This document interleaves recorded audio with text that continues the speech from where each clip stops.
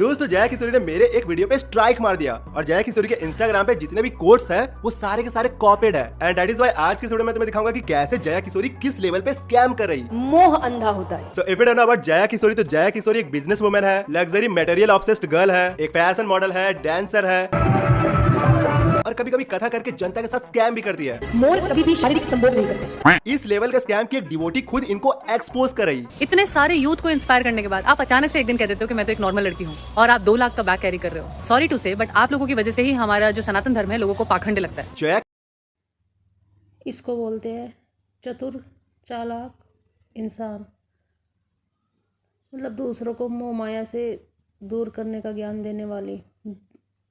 भाई इनकी कथा में पता नहीं लाखों लाखों भीड़ आती है, 1-1 लाख 2-2 लाख 5-5 लाख तक भी भीड़ आती है। ये तो अच्छी बात नहीं हुई ना जया किशोरी जी। मतलब जब आप कुछ नहीं थी तो जब आप मोह माया से दूर होने का ज्ञान देती थी, ठीक। अगर आप पता है ये डबल स्टैंडर्ड होते हैं इनके कथावाचकों के, जनता के लिए कुछ और अपने लिए कुछ और। ऐसे तो नहीं चल सकता ना। अगर आप मोह माया में हो तो आप खुल कर कहो कि हाँ हूँ। अभी आप जब यूथ आपको फॉलो करने लगा है, आपको मानने लगा है, आपका नाम एक ब्रांड बन चुका है, तो आज आप कहती हो बैठ कर कि मैं सब कुछ छोड़ने को नहीं कहती। जब आप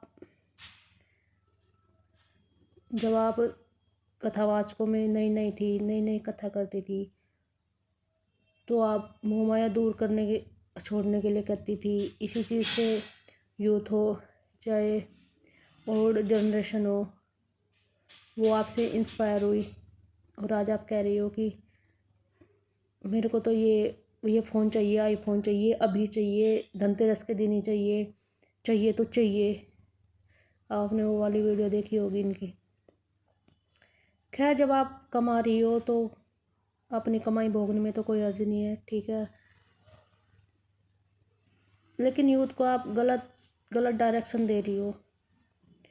आप खुलकर कहो क्यों आप एयरपोर्ट पर जा रही थी तो किशोरी ने यार एक्चुअली में बहुत फेमस है and it is because of her look reality. इतनी सुंदर हूँ मैं क्या करूँ। अभी जया किशोरी की बैग वाली कंट्रोवर्सी चल रही है क्योंकि मैडम 2 लाख रुपए का बैग लेके घूम रही थी एंड इट इज बिकॉज क्योंकि मैडम का स्टैंडर्ड बहुत हाई है। बहुत हाई स्टैंडर्ड्स है मेरे तो। इतना हाई कि मैडम 2 लाख रुपए का बैग यूज करती है, 2 लाख रुपए का आईफोन यूज करती है, 13 लाख की रोलेक्स वॉच यूज करती है, 4 करोड़ की मर्सिडीज जी वैगन यूज करती है और ये सारी चीजें खरीदने के लिए धर्म का इस्तेमाल करके अपना दिमाग यूज करती है। मोह अंधा होता है। अब मैडम के इस लाइफस्टाइल के बारे में बाद में बात करेंगे, पहले बात करते हैं मैडम के बचपन की। तो तुमने अभिनव अरोरा को देखा होगा, लास्ट वीडियो मैंने उसी पे बनाया था कि कैसे एक 9 साल के बच्चे को उसका पापा बाबा बनने के लिए ट्रेंड कर रहा, क्योंकि उसके पापा को पता है कि यार अगर सिटी में पैसा कमाना है तो ऐसा ही कुछ करना पड़ेगा। क्योंकि उसके पापा को पता है यार कि ये एक ऐसा प्रोफेशन है जहां ना इन्वेस्टमेंट की जरूरत है और ना ही एजुकेशन की, लेकिन रिटर्न बूम। बट एक्चुअली में ना Jaya Kishori is a future version of Abhinav Arora, क्योंकि जो काम अभिनव 9 साल की उम्र में कर रहा वो जया 7 साल की उम्र से कर रही। बात कहती हूँ कि जो नहीं बोलेगा जय उसकी होगी छोरी 6 कभी मौका मिला जो बोलेगा उसकी लड़का होगा और नहीं लड़की नहीं 6 लड़कियां। अब देखो है तो जया किशोरी एक कथावाचक, लेकिन जब भी कभी किसी के पॉडकास्ट में जाती है तो भाई वहाँ का टाइटल क्या होता है वो देखो, जया किशोरी कब कहा और किससे करेगी शादी। Jaya Kishori love relationship and early life, 10 biggest love problem and solution. और ये वाले का तो भाई तुम खुद देख लो क्या लिखा है।